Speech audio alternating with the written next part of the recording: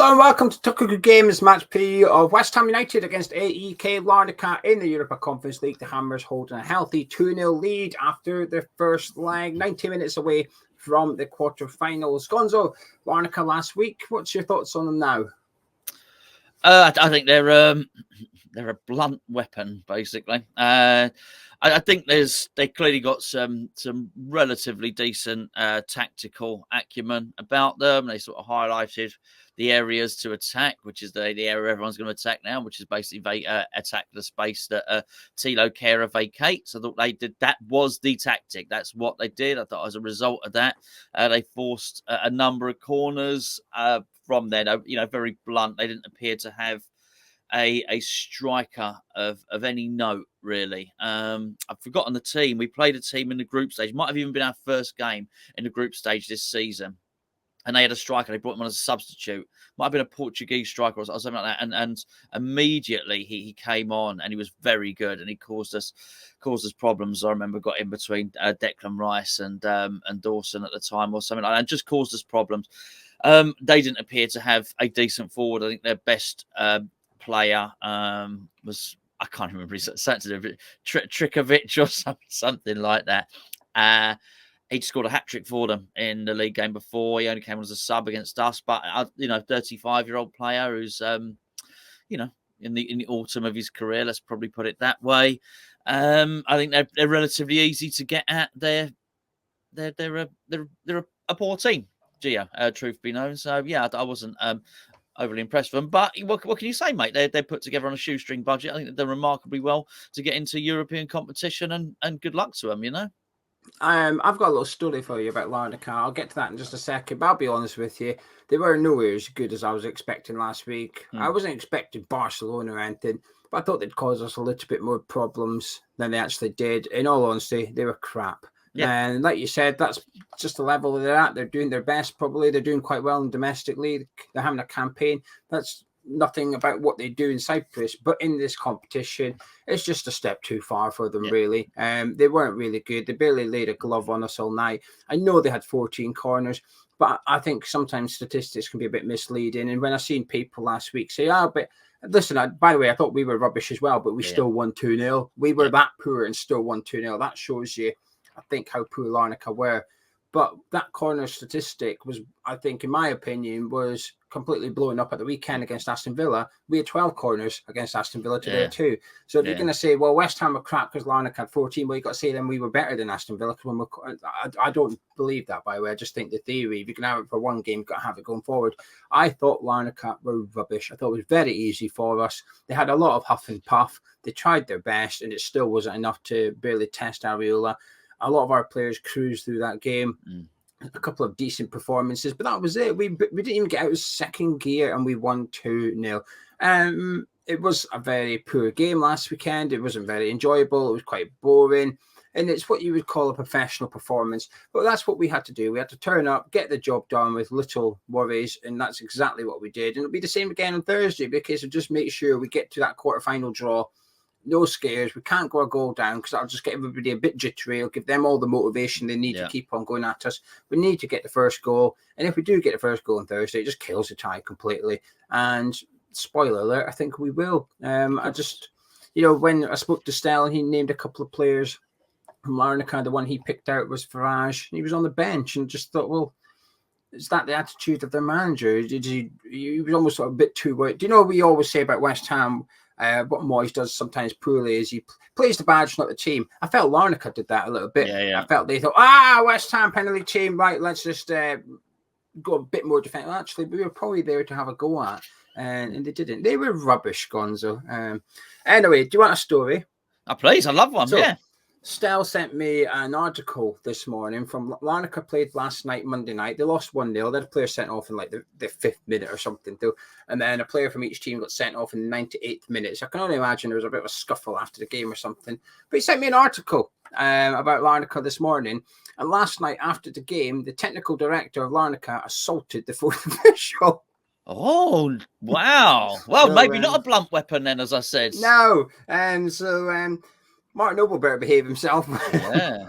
and up in the corporate section on Thursday night, because it looks like the technical director doesn't mind a little bit of fisticuffs. So he assaulted the fourth official after last night's game. So It must have been a bad decision. It must have gone on in that game. But Stel just thinks that this is just normal in Cypriot football. He's like, it's just what happens in Cyprus. This is just what our football's like. And the fourth official just getting beat up by I say beat up. He got assaulted by the technical director of the football club. So yeah, there you go. There's your story. Anyway, so do you want some West Ham team news? Yes, please. Let's get straight into it. Mikel Antonio and Vladimir Coufal both missed the game at the weekend. We'll have to wait and see if they're back for this one. Antonio felt his calf. The expectation is he'll be back. Coufal was out 3 weeks ago, and it was supposed to be a 2-week injury. So going by that timeline, Coufal should be fit for this one as well. And I think if he's going to go play for Czech Republic in the internationals, I think we can expect him to possibly be in the squad at least. Obviously, they've got no Lucas Fabianski, and we've also got no Flynn Downs. Flynn Downs is suspended for this game, and if Ogbonna picks up a yellow card in this match, he will miss the first leg of the quarterfinal, assuming West Ham make it there. Apart from that, though, we've maybe got a fully fit squad, really. Whether we've got a fully motivated squad is a different question, but a fully fit squad. Gonzo, let's talk me through your team. Obviously, Ariel on goal. Your defence, please. Who would you like to see line up?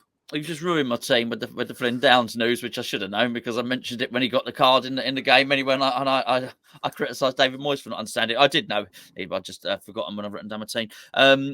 Johnson, Kehrer, Gerd, and Cresswell as back four. Ooh, same back four as me. What's your reasonings?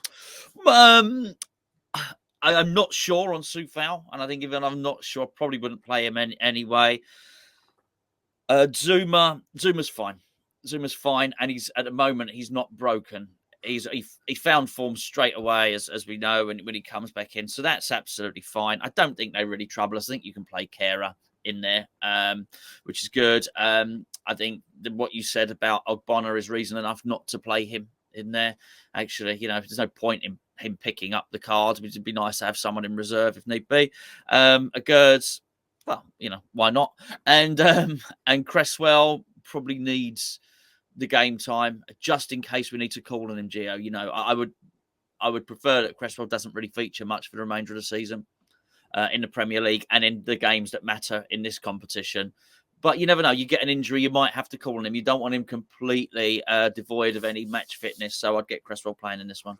Yeah, I can't disagree too much. I think Cresswell was fine last week against Larnaca as well. And at the end of the day, if any of these players struggle on Thursday night, then we've got serious problems, right? Let's be completely realistic here. This is not a good team we're ready to come up against. This team that we're ready to name, I don't even know who you're playing in midfield and attack. I don't really care. They should be good enough to handle it against this team. Otherwise, we've got problems. Ben Johnson, right back for me, because we need to get him in the team. He should have played last Thursday, in my opinion. He didn't. We need to get him in, get him over this Brighton game. If he has got any sort of hangover from it, let's get out of his system. Let's get him, hopefully have a good game, get a clean sheet on Thursday. So he's going into the international break in FA Cup weekend. He's got 2.5 weeks till West Ham play again. He's going into it with a good game behind him where he's feeling a bit better. Thilo Kehrer, well, we've got to use him. Between now and then in the season, we're going to have to play him. And I don't want to see him right back. So the only other option is centre back. And it's possible, it's probable we're going to need him at centre back at some point, because if you say no, we won't, then that means you're banking on Gerds, Zuma, and Ogbonna all being fully fit for the remainder of the season.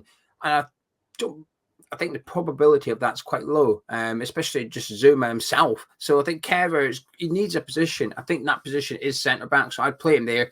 I care for the reasons you gave. I don't want Ogbonna getting booked, and like I said, Cresswell should handle it. Moving into midfield, and what shape would you like, and what personnel would you like in that shape? Well, I'd like a 4-4-2. And yes, I agree. Oh, well, there we go. Hello. Well, I think I know why. Let's jump up front then, actually. Let's bypass the midfield, because I think, is this the reasoning for your 4-4-2? Well, the reasoning for my 4-4-2 is at some point, David Moyes may find himself in a position this season where he can't make decisions like he did at the weekend. He might actually have to go for it. And if he's got to go for it, and we need goals, he's going to need to have practiced a system at some point. And what I really want to see, look, we're through. This team are not good. All right, we both said it. There you go. What I'd like to see for once, as a right-footed winger on the right and a left-footed winger on the left, And I'd like to just once, so he's got a go-to. I want him to make his plan B. And the plan B is really simple. Let's cross the ball over to the big grumpy fella, right? To nod it down for the one that pops the goals in the back of the net. That's what I want to see. Let's try it out and let's have it. So sometimes it ain't going to be enough just to keep Souček on there and grind out the draw. At some point, you may well look at the mathematics in the Premier League and think, we need to get 3 points in this game now. And he may need to switch something at half time. Well, it's the next Premier League game. Home to Southampton. There you go. Absolutely. So I've actually gone for this one. Antonio on the right wing. Crosses coming in from the right.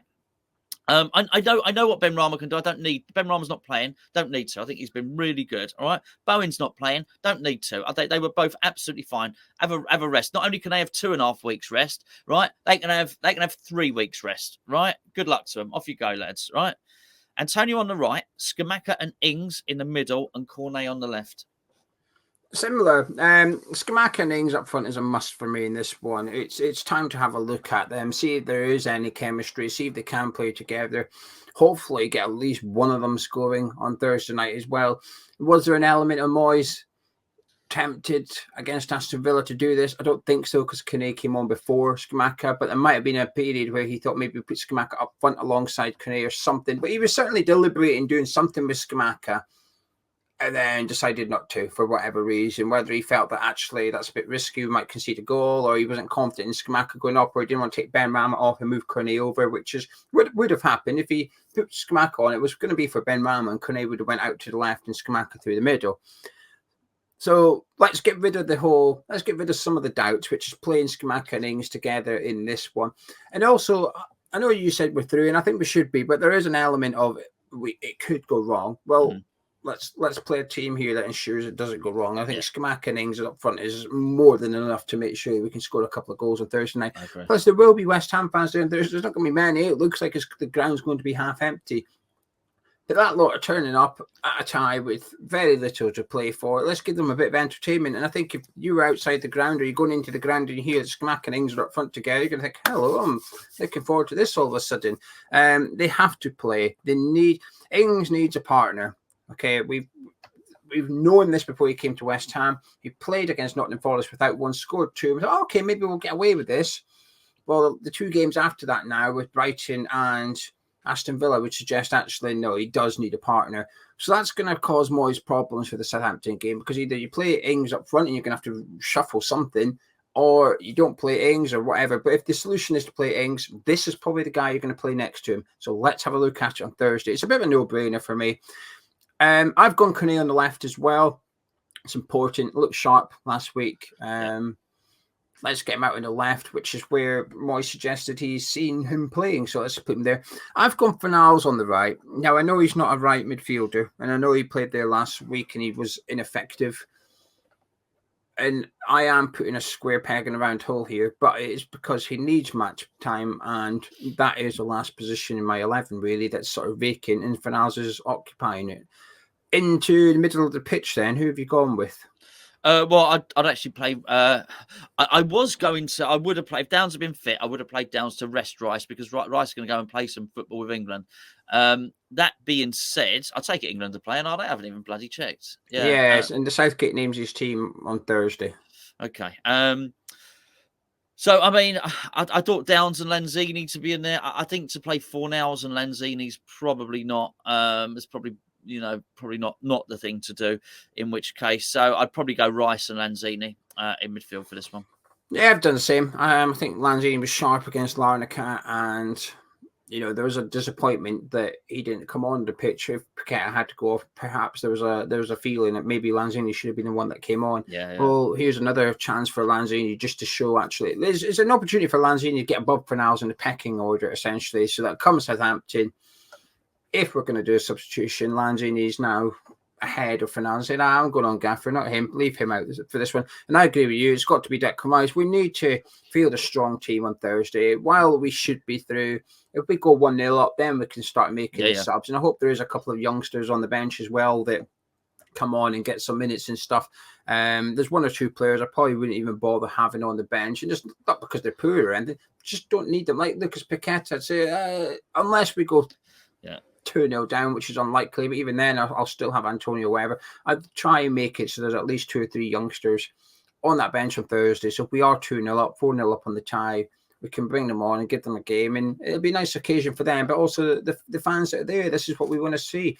You might just discover something. It's unlikely, but you might just put a youngster on, like Mubama, bangs in a couple of goals. You think, actually, we are going to go 2 up front. That means we can play Scamacca and Ings, and we've got Antonio and Mubama on the bench, so we've got cover for that striker position going forward as well. But how are you feeling about the game? Not are you confident? More, well, I guess how you feeling about the competition kind of thing, because it feels a little bit subdued at the minute. Like everybody's still annoyed about the Aston Villa game. We've got a game just over 40 hours away, and it feels like nobody's really talking or focusing on that one. Well, I mean, it's not just the Aston Villa game. I do think, and I'm sort of sorry to keep going on about David Moyes, but I don't think he appreciates what it is. He's been the one that's been talking about negativity, and he speaks about it like the negativity has just come from the fans. Like he always speaks like this, like he has had no role to play in it at all. That's why Souček's not scoring, like he's had no role to play in it at all. He always speaks as a bystander. So there's a lot of negativity around the club at the moment, and well, actually, mate, you've got something to do with that, and I think he's for a lot of us, he's sucked the joy out of supporting West Ham this season. So as somebody said in one of the articles, one of the newspaper articles, even the boos were half-hearted and didn't even have enough energy to go, all right, boo.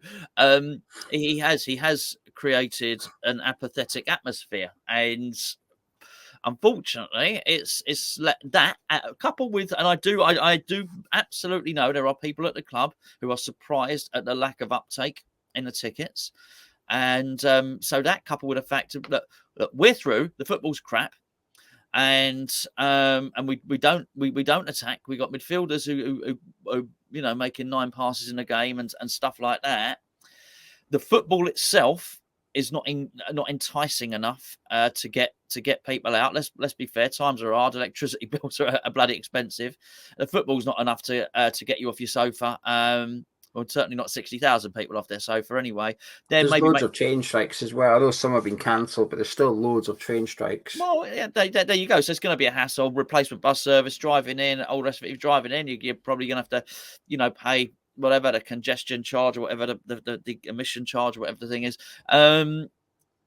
Price it accordingly. If you want a full stadium.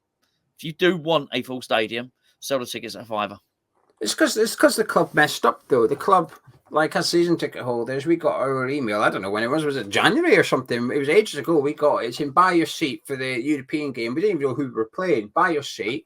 And I could be wrong, but I think that was the deadline not before the draw was made. I think the deadline to buy your season ticket seat was before the draw was made. So it was like it was almost like a little bit of a blackmail, really. Well, we might get Lazio and you're going to miss out. So buy your seat. And unfortunately for the club, they called bluff at the wrong time with the wrong people, because everyone turned around and said no. Yeah. Well, I say everybody, a lot of people did. And a lot of people are on the cup scheme, so they have no option. But large portions of the fans turned around and said, well, no, I'm not buying my ticket. And also, they were not cheap.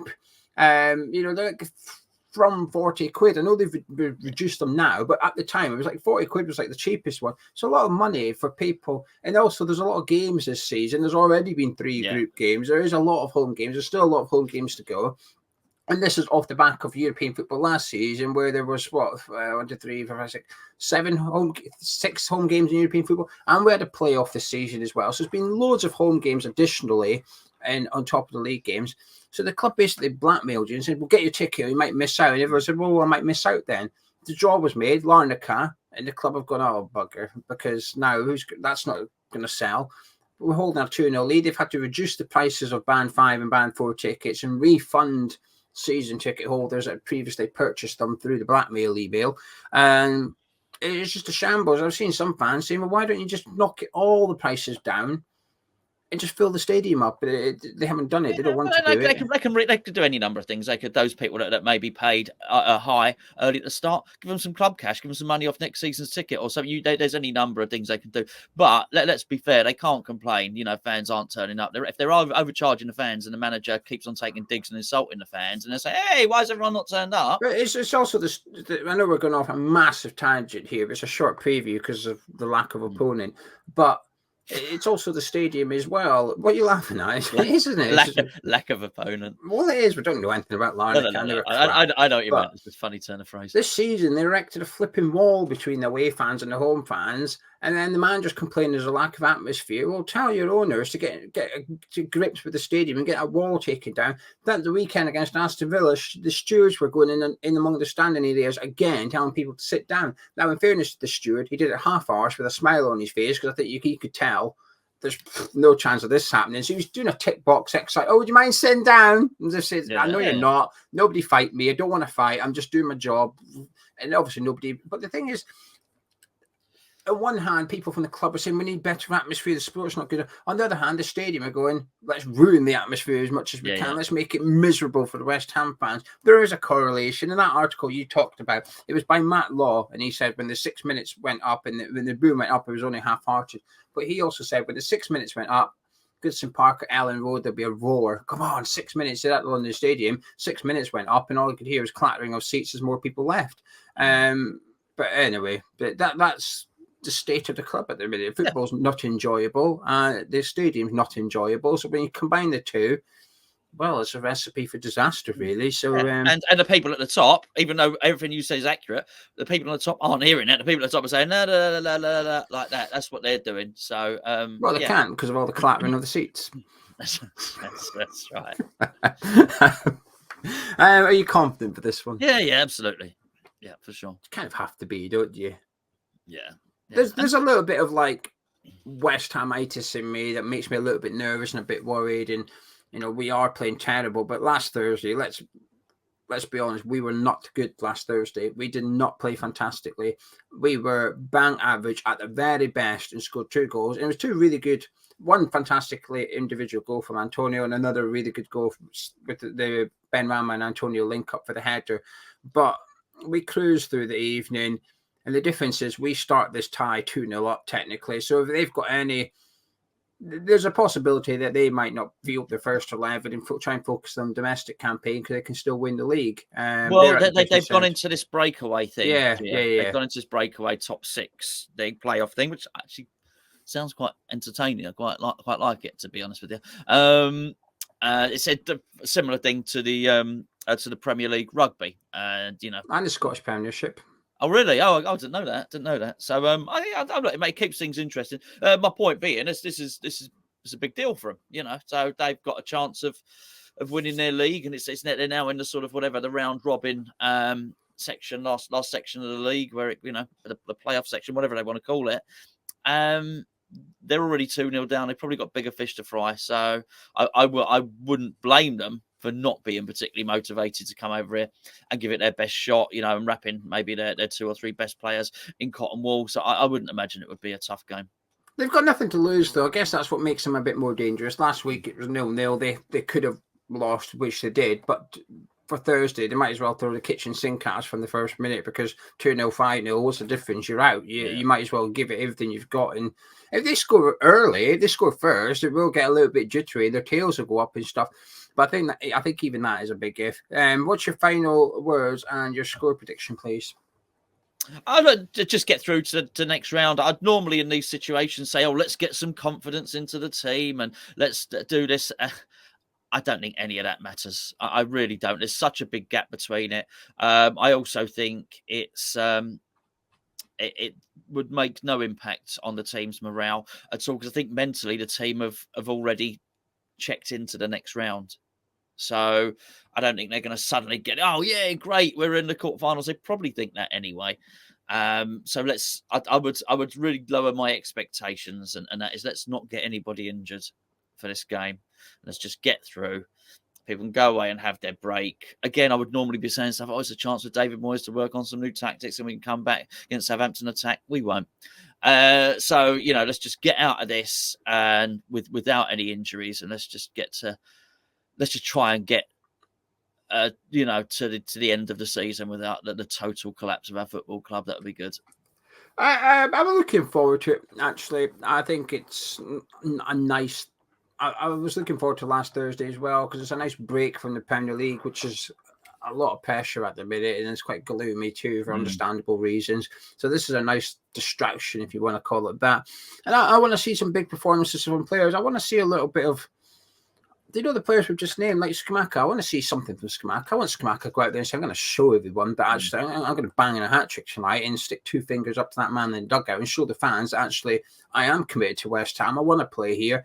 And the manager spoke about my physical data. I'll show him my physicality. I want to see him barging the defenders. I want to see an aggressive, not stupidly aggressive like he was when he came off the bench last Thursday, sort of doing unnecessarily fouls. I don't want that. But I want to see a reaction from Scamacca. I want to see something that just shows West Ham fans, actually, I'm committed to your club. I'm not the issue here. The reason I'm coming onto the pitch has got nothing to do with me. It's him. I want to see Cornet starting, saying, good luck not starting me against Southampton. I don't care how good Ben Rama and Bowen was. Watch this. Bang, bang. I want to see big performances. These players that we both said we'd like to see, I don't think we're far away from the starting 11, by the way. I don't think we'll see the Ings-Scamacca partnership. But I wouldn't be surprised if that was the back four that we see. I think maybe a Bonner ahead of Kerr or something. The midfield, again, I think Rice will start. I think Lanzini and Fornals will start.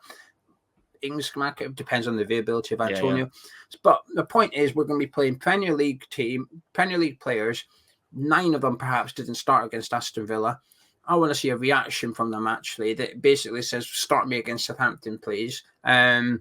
Because while the manager's doing a lot wrong, a lot of these players haven't really been playing well this season either. And they're perhaps not as culpable, but they're certainly responsible for where we are this season. And I want to see a reaction from them. So, yeah, I'm looking forward to it. What's your score prediction? 3-0 West Ham. 3-0. I'll say 2-0. I think it'll be another professional performance. Minimal, not that exciting, but safely sailing into the next round. Anyway, if you've enjoyed this preview, please do drop a like on it. Let me know the starting 11 you guys want to see at home. It'd be interesting to see. The Premier League ones usually are very, very similar. But when it comes to this one, there's a wide variation between what everybody wants to see. So get your teams in the comments below. Subscribe if you're new to Hammers Chat. Myself and Gonzo. Catch you in a bit.